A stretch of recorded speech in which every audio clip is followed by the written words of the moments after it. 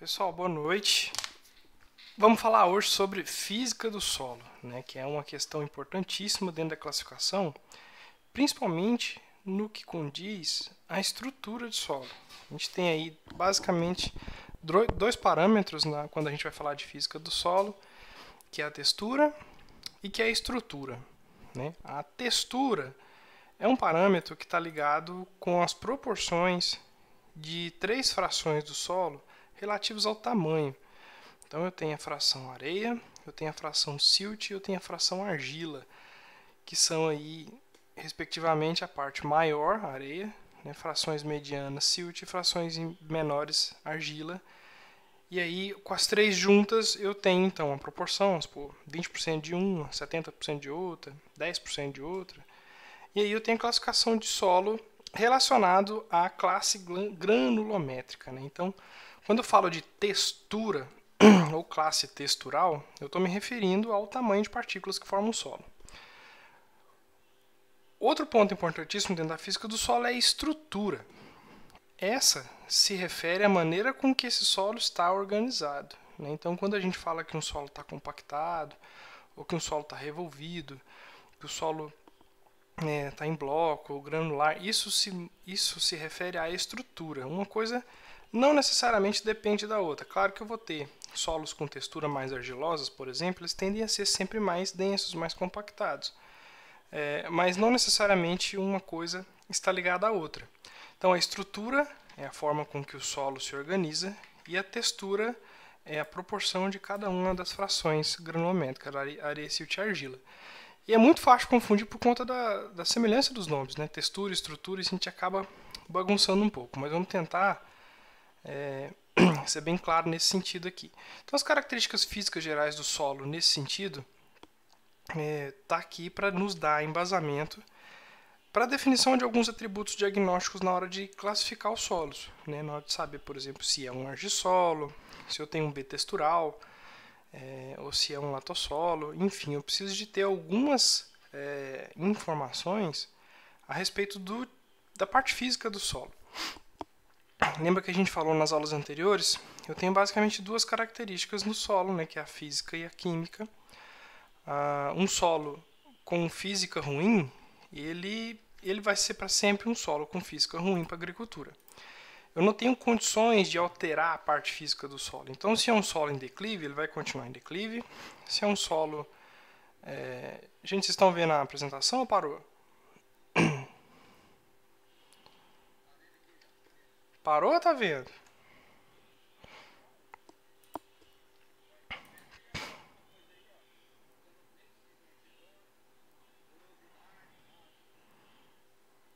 Agora voltou, né? Deu um erro aqui para uns, enfim. Voltou para todo mundo, acho. Então, solos que têm aí física ruim, a gente tem que lidar com isso. Solos com física boa, a gente pode trabalhar isso melhor. Agora, a química, a gente tem um pouquinho mais de liberdade para alterar, né? A gente tem técnicas de manejo, de correção de acidez, de fertilidade, de matéria orgânica, de CTC, que nos permitem alterar isso, né? Então, adubação, a calagem, manutenção de matéria orgânica, tudo isso são coisas que a gente consegue fazer através de técnicas de manejo.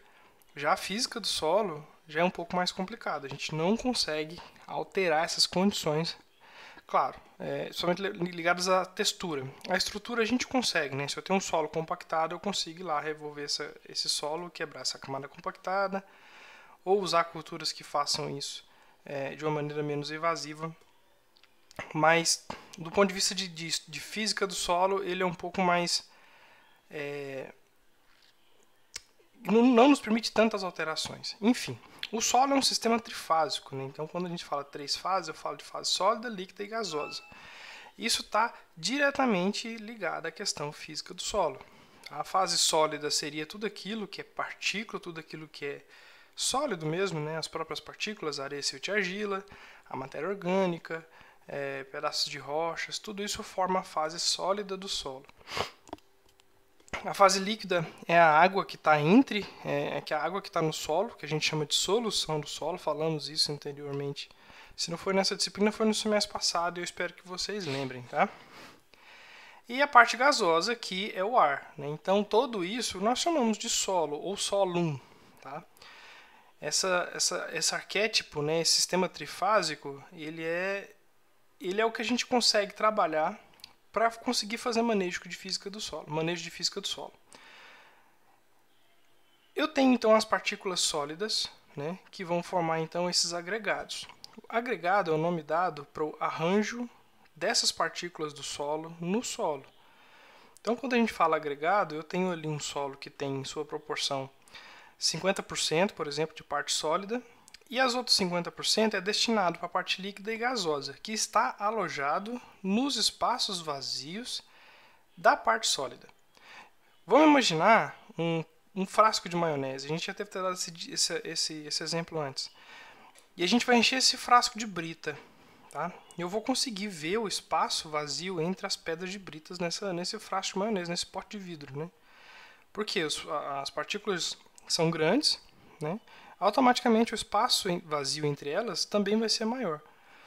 Esse espaço vazio é o que nós chamamos de poros, né? Ou porosidade. É nesses espaços vazios que se alojam a minha fase líquida e gasosa, a minha água e meu ar. Então, quanto menor é a partícula, menor é o espaço vazio entre elas. Então, nesse mesmo exemplo, num pote de vidro, eu vou colocar areia. Eu ainda consigo ver na areia o espaço vazio entre as partículas. Tanto que se eu pegar um pouco de água e despejar nesse pote de areia, a água vai entrar ali dentro e vai se alojar onde? Nos espaços vazios entre as partículas. O mesmo vai acontecer se eu fizer isso lá naquele pote de brita. Só que o pote de brita, os espaços são tão grandes que eu posso, inclusive, colocar areia. Eu pego a areia e despejo em cima do pote de vidro, de britas. A areia vai ali escorrendo, vai se organizando, vai caindo entre as britas e vai entrando. Por quê? Porque partículas menores acabam se rearranjando nos espaços maiores. O que não acontece ao contrário, né? Se eu pegar a brita e tentar colocar dentro do pote que já está cheio de areia, não vai acontecer nada, ela vai ficar na superfície. Por quê? Porque as britas são maiores do que os espaços vazios da areia automaticamente, né? Mas a água consegue. Por que eu estou dizendo isso? Porque isso é basicamente o que explica a compactação do solo. Quando eu coloco pressão no solo, eu não estou esmagando as partículas físicas. Elas continuam do mesmo tamanho. As rochas continuam do mesmo tamanho, as partículas de areia, silt e argila continuam do mesmo tamanho. O que está sendo espremido ali é o espaço vazio entre elas. Então, quando eu vou espremendo o solo, aqueles poros maiores vão ficando menores, as partículas vão se organizando, se encaixando, e aquele solo fica basicamente com poros microscópicos. Esses poros eles podem ser divididos em dois tipos, tá? O macroporo e o microporo. O macroporo é aquele poro maior e o microporo é o poro menor. É bem fácil de entender. Então aqui eu tenho nessa figura um agregado, né, vulgo torrão. Então eu tenho aqui esse torrão de solo, né, e nesses espaços vazios das partículas eu chamo de poro. Esse torrão está bem estruturado, ele está tão bem estruturado que eu consigo tirar ele do solo sem que ele se desmanche. Então isso aqui é o que nós chamamos de agregado, onde ele mantém uma estrutura mesmo se movimentado. Isso aqui é muito bem-vindo para a ciência do solo, por quê? Porque esse agregado ele tem uma proporção boa desses poros maiores e desses poros menores, os macroporos e os microporos. Eles são importantes do ponto de vista físico porque são a principal condução do escoamento de água. Então, por exemplo, quando chove, se eu tiver um solo bem estruturado, a minha água vai infiltrar e vai percolar e vai lá para o lençol freático. O que acontece com o solo compactado? Acontece que os poros maiores todos foram reduzidos a poros menores. E aí eu tenho um problema. Eu tenho então no macroporo, deixa eu ver se eu consigo escrever aqui que é melhor. Eita!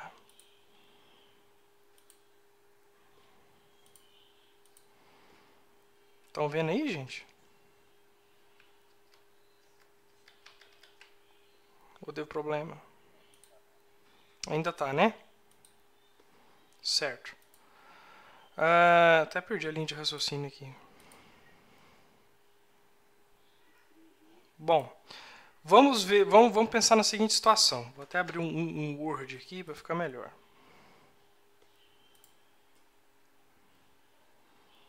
fazer duas colunas. Macroporo e microporo. Aqui então eu tenho os poros maiores e os menores, tá?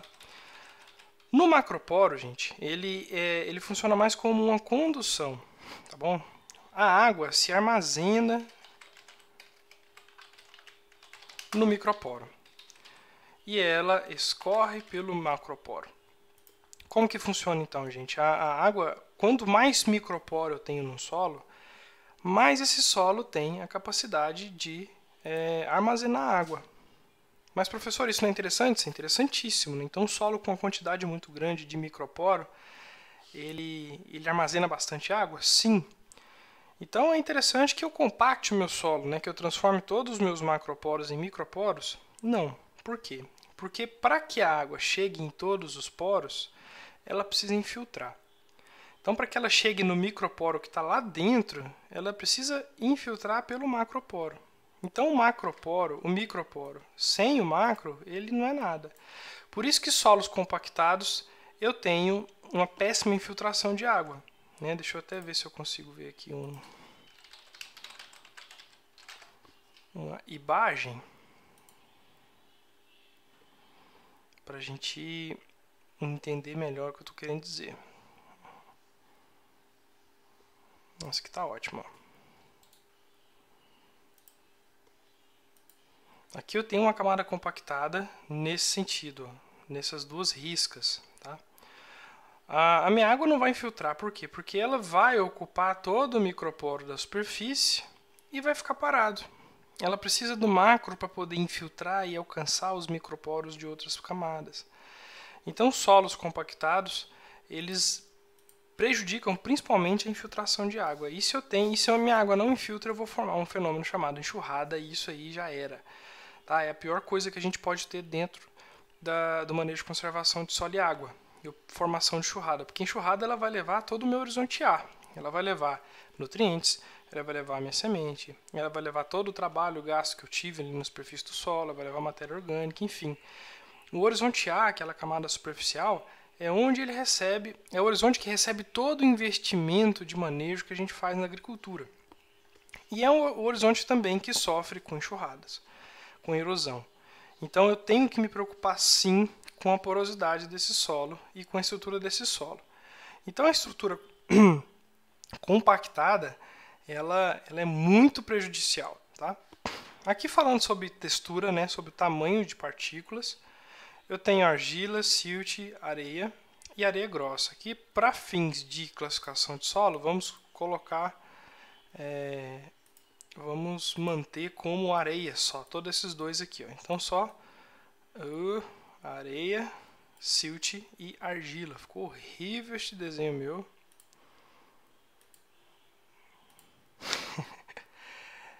Então, partículas menores que 2 micrômetros a gente chama de argila, partículas entre 0,5 micrômetros e 0,02 milímetros a gente chama de silt e partículas acima de 0,5 milímetros a gente chama de areia. Tá?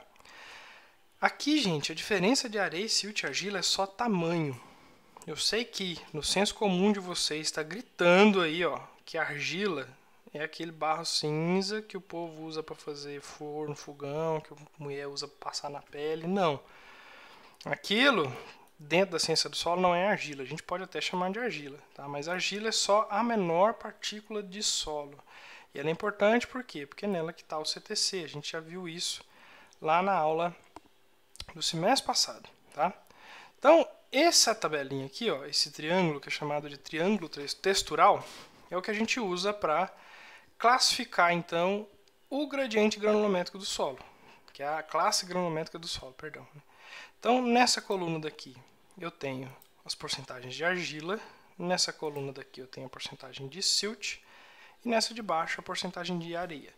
Então, eu vou fazer a análise de classificação, né, de mensuração dessas frações, e vou chegar aí no valor, por exemplo, de um solo que tenha 50% de argila, que tenha 40% de areia e automaticamente 10% de silt. Em que classe de solo, em que classe granulométrica esse solo se encaixa? Então é só a gente ligar os pontos, né? Então 10 vem aqui, 40 vem aqui. Onde ele se encontrar é o que a gente tem. Então é um solo de textura argilosa. Qual que é o sentido das setinhas, né? Eu sempre coloco que a argila anda no caminho da areia. Então ela vai andar sempre nesse sentido, junto com a linha da areia. Silt anda no caminho da argila, sempre nesse sentido. E a areia anda no caminho do silt, sempre nesse sentido. Onde eles se encontrarem, tá, vai ser essa classe granulométrica. Essa tabelinha aqui, ó, tem as linhas, né, que facilita bastante, né, que você vai descobrir por onde anda. Aí na prova, por exemplo, coloco lá um solo que tenha 70% de argila, que tenha 20% de silt e automaticamente 10% de areia. Que classe que vai estar? Eu sempre dou uma dica, né? Liga os pontos. O certo seria você caminhar até aqui. E aí aqui também. E chegar ali na classe granulométrica de argilosa. Nesse triângulo aqui, ela estaria dentro do muito argiloso, tá? Porque esse aqui eu achei em espanhol e tem as linhas, facilita bastante. Aí na prova eu dou aquela dica, né? Gente, liga os pontos. O que o artista vai e me faz? Tem verde, ele vai pegar e liga os pontos, né? Então eu vou...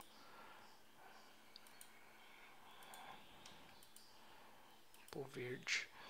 Ele vai e liga os pontos, ele pega assim, vai lá no 70, aí vai lá no 10, volta lá no 20. E não sei baseado no que ele toma a decisão dele, né? Por favor, gente, não cometa esse erro não, tá? É muito simples esse triângulozinho, alguém não entendeu, quer que eu refaça?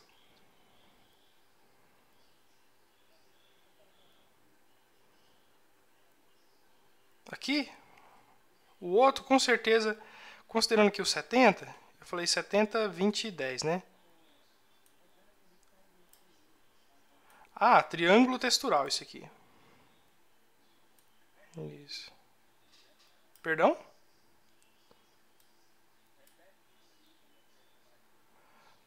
Bom, a análise de solo, né, ou na prova, eu vou dar para vocês os valores de cada uma das frações, argila, areia e silt. Tá? Então vamos fazer de novo. Então vamos supor que um solo tenha 30% de argila. Então já vou marcar aqui, vou até fazer em outra cor, azul. 30% de argila, que ele tenha 60% de silt e automaticamente 10% de areia. Por que automaticamente? Porque a soma tem que dar 100%, né, gente? Não pode passar. Então, se é 30% de argila, ele vai andar nesse sentido aqui. 60% ele vai andar sempre nesse sentido aqui. E o 10% nesse sentido aqui.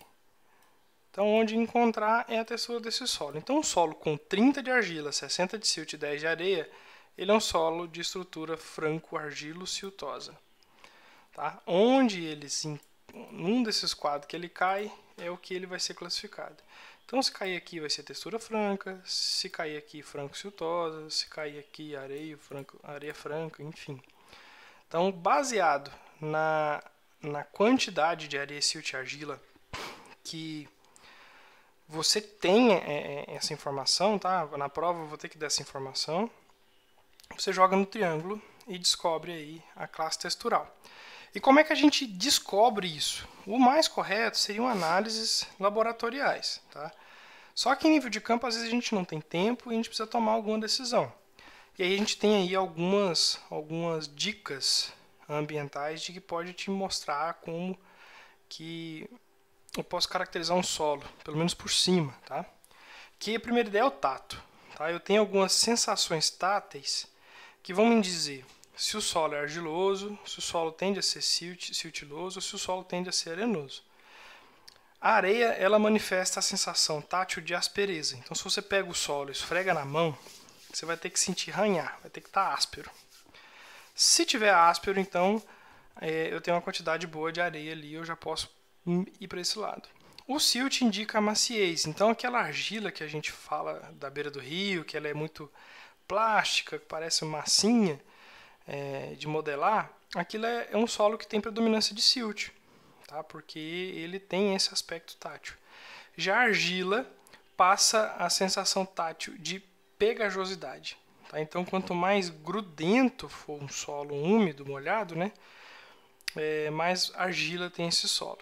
E ainda tem outras dicas, que a gente vai ver isso em campo, né, que é para fazer o teste da minhoquinha lá, não sei se vocês lembram, que a gente faz um rolinho com solo, tenta encostar duas pontas. Se não rachar, é porque eu tenho uma argila ali que tem uma atividade mais alta. Se rachar, é porque eu tenho uma argila de atividade mais baixa. Então, isso chama-se plasticidade, né? A maneira com que o solo tem de ser moldado plasticamente. Isso indica o tipo de argila.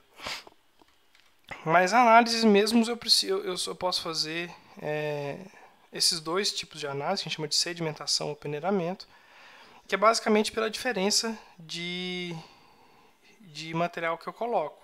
Isso aqui também é um tipo de prática que a gente vai fazer, então eu vou deixar para entrar em detalhes isso quando a gente estiver em laboratório, se Deus quiser, logo em breve.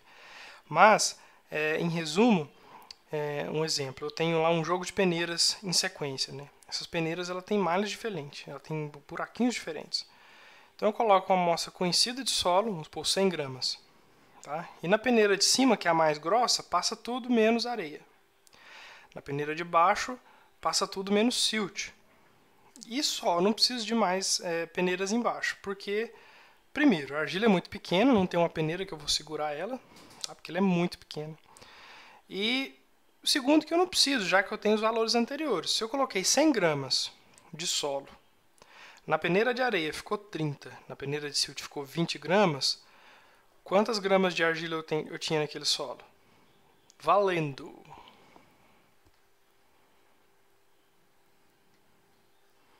50, né, pela diferença. Então eu não preciso saber quanto de argila tem, eu preciso saber quanto que ficou nas outras. E aí, baseado nisso, eu tiro as minhas porcentagens, né? Então, tendo 100 gramas exatas, eu tenho, então, com certeza, 30% de areia, 20% de silt e 50% de argila, tá? Isso seria no método peneiramento. No método de sedimentação, eu também tenho uma proporção semelhante, só que dessa vez eu utilizo provetas com água, né? Quando eu misturo a água pura, ela tem a densidade de 1, ou seja, 1 litro pesa 1 kg. Mas quando eu misturo solo nela, a densidade dela vai aumentando. Então 1 litro de água com terra, ele não pesa 1 kg, ele pesa mais. E aí, baseado nisso, nessa diferença, eu consigo mensurar o quanto de areia, silt e argila tem. No exemplo, eu coloco então 100 gramas de solo, por exemplo, numa proveta conhecida de água. Eu misturo aquilo muito bem, meço a minha densidade. Aí eu tiro o densímetro, espero alguns segundos, meço novamente. Depois eu tiro o meu densímetro, espero alguns minutos e meço novamente. O que aconteceu nesse primeiro momento? Quando eu misturei e acabei de medir, todas as minhas partículas estavam em suspensão, ou seja, estava na água. Areia, silt e argila. Então, quando eu meço a densidade daquele momento, eu estou medindo a densidade da água mais areia, silt e argila. Aí eu tiro e espero alguns segundos e meço de novo. O que aconteceu nessa segunda medição? Minha areia, que é mais pesada, foi para o fundo. Então, o que está em suspensão é só argila e silt. Aí eu vou ter, então, a densidade da água, do argila e do silt, menos da areia. Depois eu tiro alguns minutos, algumas horas, volto lá e meço de novo. O que aconteceu dessa vez foi que o silt foi para baixo, foi para o fundo, ficando na água só argila e água. Aí, com cálculo de regra de 3, eu consigo mensurar a proporção de areia, silt e argila daquela amostra. É claro, sim, que tem que saber a quantidade total. Mas é muito simples a questão de análise de física do solo, né? Análise de granulométrica. O formato das partículas, isso aqui é só mais para conhecimento, né? Então a gente tem areia e silt, normalmente eles são esféricos, e a areia, boa parte delas são quartzosas, né? E a minha argila sempre formada em lâminas, que a gente falou lá no ano passado. Lembra das lâminas de tetraedro, lâminas de octaedro, que vão formando argilas 1 para 1, 2 para 1. E por conta disso elas têm cargas e são reativas, tá? Então a textura do solo, lembrando bem, se refere a areia, silt e argila. Muito cuidado, porque a gente usa muitos termos na classificação de solo que vão remeter tanto a textura quanto a estrutura. Vocês não podem confundir, vocês têm que estar atentos a isso. Como, por exemplo, o horizonte B. É um horizonte que tem um gradiente textural. Eu estou falando de textura. Eu estou falando, então, de areia, silt e argila. Então, quando B tem um gradiente textural com A, ou seja, que eu tenho uma diferença de argila ou de textura entre o A e o B. E no caso dos B texturais, eu tenho menos argila no A do que no B. A gente ainda vai repetir isso demais aqui. Só muita atenção para não confundir textura com estrutura. Tá? A estrutura se refere então à maneira com que essas partículas estão organizadas. Que a gente falou então dos agregados lá no início do arranjamento de poros. Tá? São importantes então no suprimento de água, na aeração do solo, na disponibilidade de nutrientes, na atividade microbiana, porque tudo isso está ali, ó, na parte entre as partículas sólidas, né? Na penetração de raiz, então o solo compactado, por exemplo, tem prejuízos na infiltração de água, automaticamente a disponibilidade de nutriente que está intimamente ligada com a água vai ser prejudicada. Tá? A minha atividade microbiana também, que está ligada ali tanto com a água quanto com o ar, vai sofrer. Né? Penetração de raiz, então, nem se fala. O que a gente vê por aí de solo compactado é justamente onde as raízes não conseguem se infiltrar. Deixa eu ver se eu acho uma foto aqui que tem raiz fazendo curva. De tanto que o solo está compactado. Essa aqui eu acho que está mostrando bem.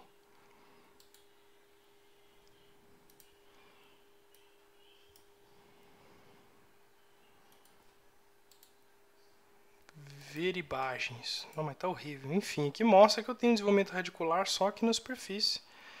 Aqui, né, o solo conseguiu achar, a raiz conseguiu achar uma camada não tão compactada e conseguiu desenvolver profundo. Isso é muito ruim. A gente precisa que as raízes se desenvolvam o máximo que elas puderem para baixo, buscar nutrientes em camadas mais abaixo, buscar água em camadas mais distantes, levar a matéria orgânica, porque a raiz, ela, quando a planta morre, ela vira matéria orgânica e vira nutriente de novo. Então ela acaba meio que ciclando o nutriente em camadas mais inferiores. Então a penetração de raiz é fundamental nesse sentido. Sobre os tipos de estrutura, eu tenho essas principais aqui, ó, granular, laminar, prismática e em bloco. Eu vou explicar com a figura que fica mais fácil de entender. Tá? Eu tenho aqui as principais estruturas, agora eu estou falando de estrutura. Textura é areia, silt e argila. Estrutura é como esses solos estão organizados. As principais estruturas que a gente vê aqui no nosso sistema de classificação brasileiro. Existem algumas, por exemplo, lá na gringa, eles costumam separar, por exemplo, a laminar da massiva. Aqui, gente, por exemplo, pegar a granular de exemplo. Eu posso ter solos aqui arenosos assim, eu posso ter solos argilosos assim, eu posso ter solos siltilosos assim. Então, não necessariamente isso aqui tem a ver com textura. Falar, a estrutura granular ela é mais comum em solos arenosos. Sim, mas não necessariamente só acontece em solos arenosos. Tá? Então, a granular é quando forma pequenos grãos, por isso que até o nome diz granular. Então, as partículas de solo se organizam em pequenos torrõezinhos microscópicos do tamanho, às vezes, de um grão de areia. Né? Isso aqui confunde muita gente, porque se a gente pegar esse solo aqui na mão, vamos imaginar que cada torrãozinho desse aqui é um desse, ó, microscopicamente falando. Então, quando a gente pega isso na mão e esfrega, ele dá uma sensação muito parecida com a aspereza da areia. Então, a gente tem que tomar cuidado. Esse tipo de análise a gente tem que fazer mais no horizonte B, que essa característica ela é mais incomum. Então, ou molhar bem esse solo, porque aí quando a gente molha, esses mini torrõezinhos aqui acabam se destruindo e você consegue ver se aquela aspereza era de fato areia ou se você estava só esfregando esses mini torrõezinhos na mão. Então aqui, ó, é o tipo de estrutura, do ponto de vista agronômico, mais interessante. Por quê? Porque ele tem uma infiltração boa demais. Tá vendo? Tem as gotinhas de água aqui, ó. A mesma quantidade que entra é a mesma quantidade que sai lá embaixo. Né? Então tem aqui a quantidade das gotinhas de água e aqui saindo as gotinhas de água. Isso aqui mostra que o solo tem uma infiltração boa. E aí a água infiltrando por entre esses grãos, ela acaba se alojando nos microporos que estão dentro das partículas. Então os microporos estão dentro dos torrõezinhos e os macroporos são esses espaços entre os torrões, os macro, né? Então isso aqui para agronomia é muito interessante, porque eu não perco água, a minha água consegue chegar em todos os meus microporos, estruturas e se armazenar. Tá? Então single grain e granular, a gente costuma colocar tudo aqui no Brasil como granular mesmo. Tá? A diferença é que entre as duas, esses grânulos aqui são menores, lá na gringa eles costumam separar essa classificação, mas que para a gente tanto faz. O segundo tipo de estrutura bem comum é a estrutura em bloco. Tá? Esse aqui é o vulgo torrão mesmo que a gente conhece. Ele é mais comum em solos mais profundos, né? Então a partir do horizonte B, embora a gente possa encontrar ele no horizonte A, e ele é facilmente confundido com um solo compactado, mas na verdade não é. Ele só é mais adensado do que o de estrutura granular. Uma dica ambiental para isso é quando a gente cavar a trincheira, a gente pega o canivete, dá uma futucada lá no horizonte A e ele vai desbarrancar, ele vai desmanchar. Esse é um tipo de estrutura que indica que aquela estrutura é granular. Se eu enfio o canivete, dou uma futucada e torço o canivete, eu arranco um torrão, eu arranco um bloco, eu tenho uma dica de que ali eu tenho uma estrutura em blocos. Então a diferença entre granular e em bloco no comportamento seria essa. Tá? Ela acontece mais no horizonte B, até porque isso aqui é mais presente no horizonte A, porque a matéria orgânica, que é mais comum no horizonte A, ela facilita a formação desses pequenos grânulos. Lá no B eu não tem matéria orgânica, e então esses grânulos acabam não sendo formados, formando então esses torrões, esses blocos, por isso que vem o nome estrutura em blocos. A infiltração dela não é tão boa quanto a infiltração da estrutura granular. Vocês podem ver que está entrando mais água e saindo menos aqui. Tá? Esse tipo de estrutura, gente, granular e blocos, são as que a gente mais vai ver nos nossos solos aqui de cerrado, né? Solos naturais. Eu ainda tenho alguns outros tipos de solos que vão apresentar essas duas estruturas que a gente vai falar aqui agora, que é a prismática e a laminar. Tá? Antes, a massiva nada mais é do que a compactada. Então, o solo compactado apresenta esse tipo de estrutura. É uma estrutura também, é uma maneira com que as partículas estão organizadas. Boa para agronomia? De jeito nenhum. É boa para alguma área? Sim. Construção civil, por exemplo, adora um solo compactado porque isso dá uma maior estrutura para a construção, mas para a gente não.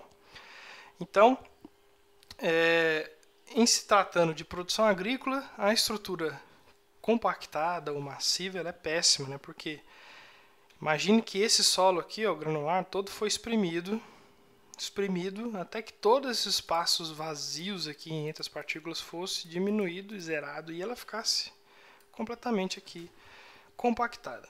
Então é mais ou menos isso que acontece na compactação do solo, né? Por isso que acontece muito com maquinário pesado, com manejo errado, tá, gente? Às vezes você tem até um trator pequeno, até pisoteio de animal, de gado. Dependendo da hora que esse gado entra, ou que esse maquinário entra, se o solo estiver muito molhado, por exemplo, vai compactar mesmo. Tá? Porque quanto mais molhado o solo fica, menor é a capacidade que ele tem de resistir à pressão, de resistir à compactação. Então, solo seco, você pode ir sem problema com um trator que não vai compactar. Acabou de chover, não anda com maquinário que você vai danificar seu solo seriamente. E aí, dependendo da compactação, eu preciso fazer algum tipo de manejo corretivo mais agressivo, como, por exemplo, a subsolagem, né, ou o nivelamento. Então, não são práticas que hoje em dia a gente adota a reveria, né? Então a gente tem que saber a hora certa de entrar com essas práticas de manejo, que são corretivas e devem ser tomadas com muito cuidado, porque elas trazem muito prejuízo para o solo. Somente dependendo do declive, pode ser um prejuízo muito grande. Essas duas aqui que eu estava falando, ó, prismática e laminar, é um tipo de estrutura. Esse aqui é aquele vulgo terra rachada que a gente vê, às vezes tem um açude que secou, e aí forma aquelas fendas, né? Deixa eu ver aqui, ó. Terra rachada. Essas fendas aqui, ó, elas indicam que o solo tem uma atividade de argila maior do que solos que não apresentam. Por que acontece isso? Quando o solo está encharcado, tem água, reações químicas acontecem. Uma dessas reações químicas é a própria argila que acaba se ligando à matéria orgânica, a elementos e a outras moléculas de argila. Quando o solo sai, quando a água sai, perdão, o espaço antes que estava ocupado pela água fica vazio, só porque a ligação química é tão grande entre essas moléculas em que elas acabam se, conforme a água vai saindo, elas vão se afastando e acaba formando essas fendas. Então isso aqui é uma dica ambiental de que aquele solo tenha uma argila boa, tá? Ela pode ser de média a boa. Solos com argilas ruins não fazem esse comportamento. Então esse prismático é uma dica e o laminar também. Tá? Esse aqui acontece quando eu tinha muita água no solo e ela secou. Isso aqui normalmente acontece em solos onde eu tenho uma CTC bem alta, como os nitossolos, os chernossolos. Eles formam essas camadas compactadas em lâminas. Tá? Isso aqui é uma dica muito comum de argila com alta atividade. Só que isso aqui é muito ruim do ponto de vista de infiltração, porque é péssima a infiltração desse tipo de solo. A água quase não consegue passar. Então ela começa a molhar e forma essa lâmina compactada. A carga dessa argila é tão alta que a primeira água que chega já reage, já se ligam e formam uma capa, que a água não consegue passar mais. Sim.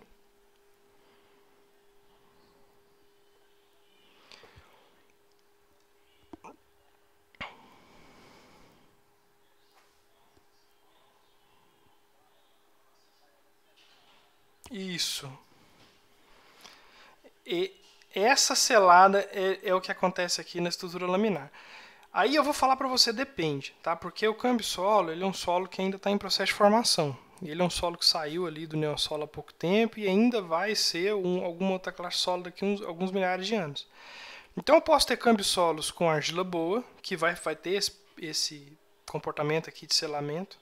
Eu posso ter câmbio-solos com argila mais desgastada, umbra 1, caulinita, que eu vou ter esse comportamento mais granular.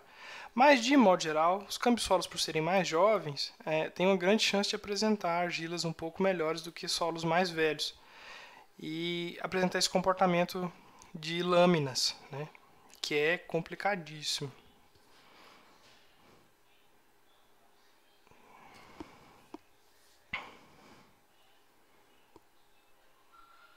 Uhum. Somente quando a terra estava muito seca antes, né?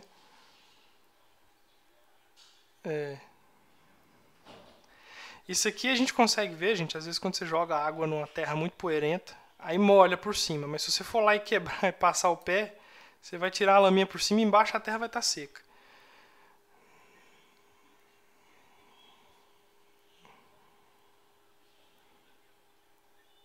Sim.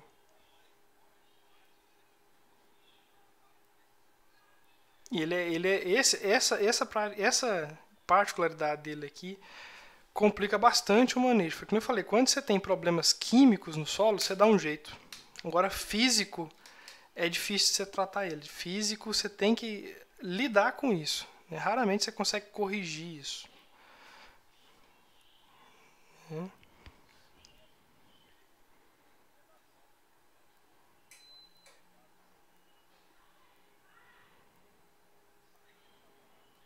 Sim. Isso esse aqui é o fenômeno que eu ia explicar agora, chamado de cimentação. Às vezes as ligações químicas são tão fortes nessa camada superficial que acontece um fenômeno chamado de cimentação e bloqueia até a saída de semente.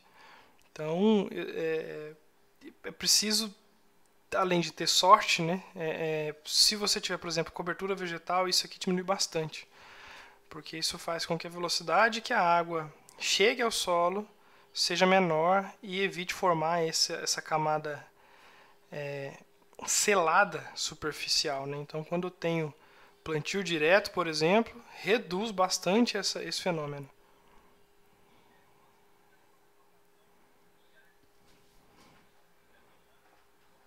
Sim. E o plantio direto ele é um problema na cana porque não tem como fazer rotação. Né? Você faz assim que você renova o canavial, você entra com a rotação, pode ser soja ou crotalária, mas depois você volta para a cana e fica ali no mínimo 8, 10 anos, né? E aí quando você sai, o solo está um pouco desgastado e isso tende a acontecer. Então, gente, algumas técnicas aí para a gente avaliar a estrutura do solo, né? Lembrando que aquela técnicas anteriores foi sobre a textura do solo, agora eu estou falando de estrutura, tá bom? Existem algumas análises mais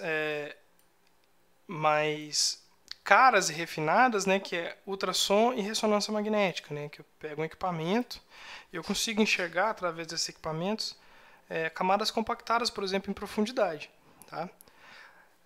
Mas isso aqui é muito usado só em pesquisa ou às vezes um produtor com muita tecnologia e dinheiro sobrando, mas não é muito utilizado em campo, não. Tá? Em campo não existe maneira melhor de ver compactação, estrutura do solo do que a velha trincheira. Então você abre a trincheira e vê lá se tem camada compactada. Existem algumas amostragens de solo que usam, por exemplo, sondas e anéis volumétricos que você consegue tirar a estrutura do solo do jeito que está. É complicado porque para mim analisar a estrutura em laboratório, eu não posso simplesmente pegar uma enxada e lá pegar uma amostra de solo, pôr num saquinho e levar, porque eu quebrei a estrutura, eu dei uma enxadãozada, se o solo estava compactado ele desmontou, se o solo estava solto ele compactou. Eu tenho que levar ele para o laboratório do mesmo jeito que ele se encontra em campo. E aí existem algumas técnicas como sondas e anéis volumétricos, onde eu coloco anéis de solo e tiro o solo dentro do anel do mesmo jeito que ele está lá para a gente estudar. Basicamente a gente vê densidade e porosidade nessas análises, né? A densidade é basicamente massa sobre volume. Então, se 1 litro de solo, a densidade de um solo de cerrado mais ou menos é 1,5. Em 1 litro de solo tem que pesar mais ou menos 1,5 kg. Tá? Se pesar mais, é porque o solo está mais denso. Então, se 1 litro de solo está pesando 1.800, é porque dentro daquele volume, daquele litro, tem solo espremido. Então, ele está mais pesado. Então, o solo compactado é mais denso. E porosidade é uma grandeza inversa, né? Então, quanto mais denso é um solo, menor é a porosidade. Menor são os espaços vazios entre eles. Tá? Pessoal, basicamente é isso a aula de física de hoje. Vocês têm algum questionamento, alguma pergunta?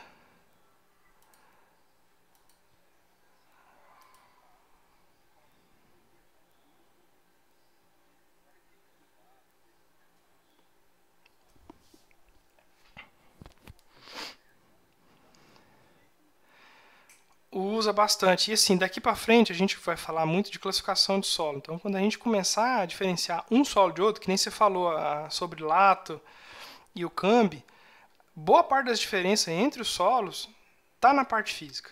Então, tem que saber, gente. E essa parte física é um negócio que você vai usar na profissão o resto da vida. Né? Não é aquele tipo de aula que você teve e que você nunca usou. Essa usa, cara. A parte solo usa bastante, a parte física do solo bastante. Tá vendo aí, ó, o Gilson com a experiência lá da Jales, mostrando que porque o professor adora puxar uma sardinha pro lado dele, né? Mas essa disciplina de fato ela tem essa característica. Pessoal, então eu vou jogar lá no AVA a atividade pós-aula de hoje. Tá? Vou jogar agora. Aproveitem esses 30 minutos que ainda faltam de aula para resolvê-las. Eu vou jogar agora, já aviso lá no grupo. E já vou jogar também a atividade pré-aula da semana que vem. Então a gente vai deixar sempre esses 30, 20 minutinhos para que vocês possam fazer essas atividades pós-aula de todas as aulas. A gente tem recebido algumas reclamações de que está muito conteúdo e muita atividade. Então, se a gente deixar a atividade para dentro do horário da aula, não tem esse problema mais de falar. Aí, se vocês deixarem para fazer depois, aí já é uma escolha própria. Mas a gente vai deixar essa opção, então.